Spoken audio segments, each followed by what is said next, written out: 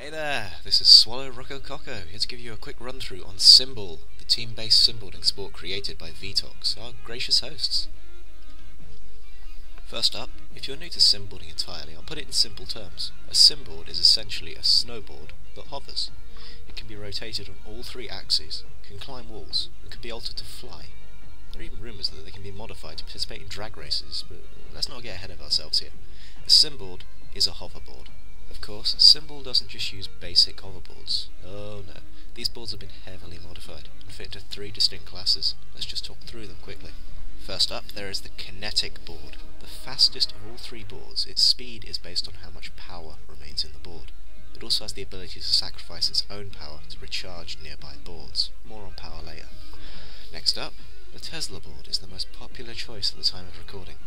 It's a balance board, not as fast as the kinetic, but much easier to handle. It's also equipped with a rather nasty EMP charge that can freeze all boards within a 10-meter radius in mid-air for 5 seconds. Now that may not sound like much, but trust me, it's more than enough time. Finally, the Onyx board is the brute of the 3. While it's the slowest board, 3 times as slow as a fully charged kinetic board, it also has the best personal defensive ability.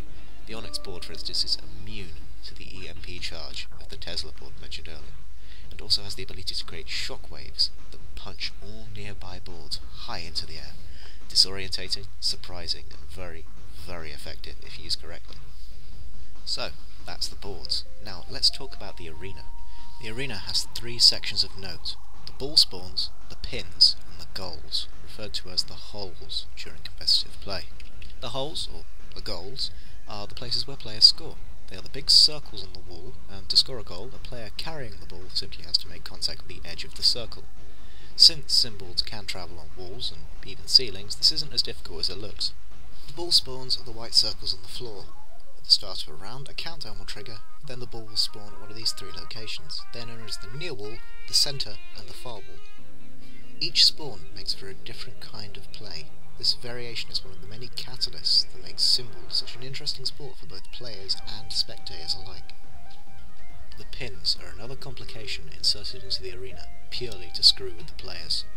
When a player makes contact with a pin, the ball is removed from play and a countdown is started for a new round. Most of the time. You'll notice that in addition to the red and blue pins, there are also orange and white pins. While the colours may look pretty, there is a meaning behind them. Orange pins will steal the ball from players of both teams and restart the round. However, blue pins will only affect red players, and red pins will only affect blue players, so a red player carrying the ball can make contact with a red pin with no negative consequences beyond a little loss of speed. A player not carrying a ball won't be affected by red, blue or orange pins, as there's no ball to steal. The white pins on the wall, however, are not the same. The white pins transfer full power to any player that nudges them, and then turn black and deactivate for a while so they can recharge themselves. Power is essential to performing the special abilities of the boards. That really is all there is to it. It's not a complicated game, but once you find a good team and start working together, you'll be surprised how deep the game can really be.